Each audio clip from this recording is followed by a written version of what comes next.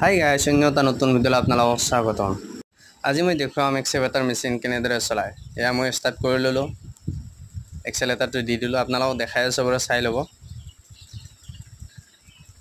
এয়া মোৰ লেফ্ট ছাইডে যিটো লক আছে, লকটো উঠাই দিলোঁ।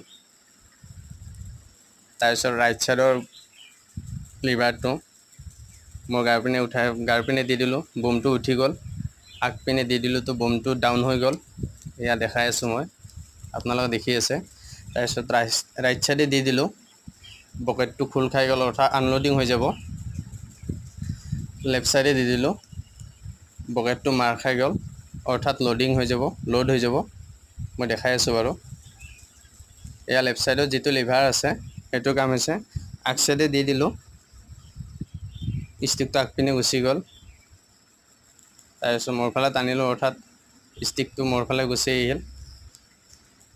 এয়া দেখাই আছোঁ। লেফ্ট ছাইডে দি দিলোঁ, মেচিনটো লেফ্ট ছাইডে চুইং হৈ যাব।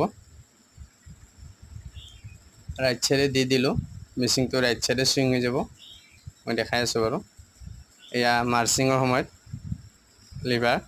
মাৰ্চিং লিভাৰ মই দেখাই আছোঁ। এয়া আগপিনে গুচি গৈছে, আগপিনে ঠেলাইছোঁ তো পিছপিনে গুচি গৈছে। মেচিনটো অৰ্থাৎ মই উল্টা কৰি লোৱা আছেতো মাৰ্চিঙৰ চেইনটো। এয়া লেফ্ট ছাইডে দি দিছোঁ তো মেচিনটো কাট খাই গ'ল লেফ্ট ছাইডে।